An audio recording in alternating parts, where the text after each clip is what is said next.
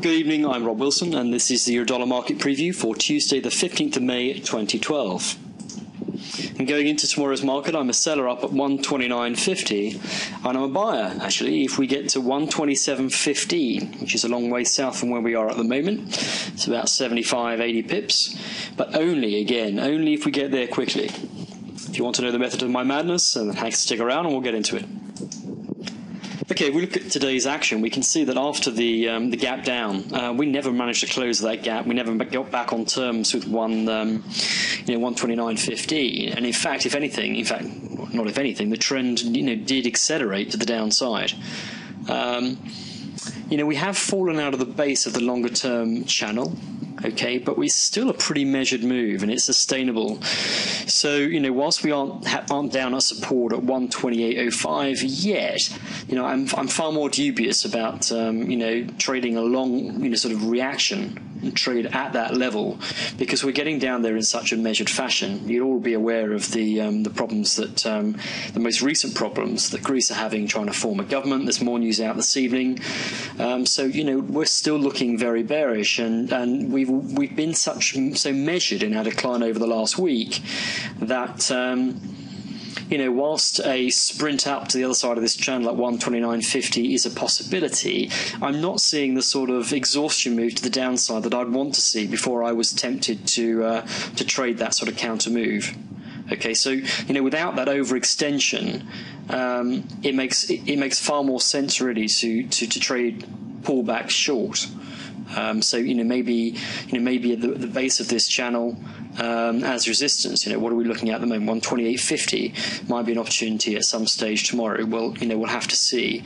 So to 128.80 as support. Yeah, okay. We could have a struggle there. We may even go into a range, but I'm not seeing the sort of exhaustion move that I would wish to see.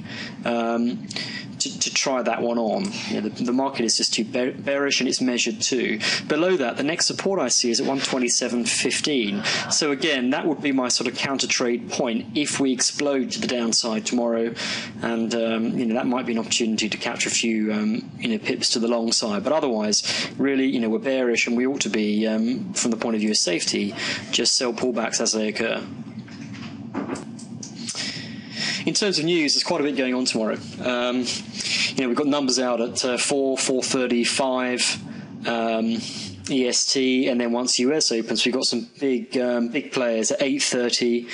3 sets of core figures out at 8:30, 9:30, and 10 o'clock. All right, so it is a news-laden day. So please be careful of that event risk as you trade. So in terms of a summary then, we're still in this bear trend, and if anything, that trend is accelerating, but it's doing so in a measured fashion.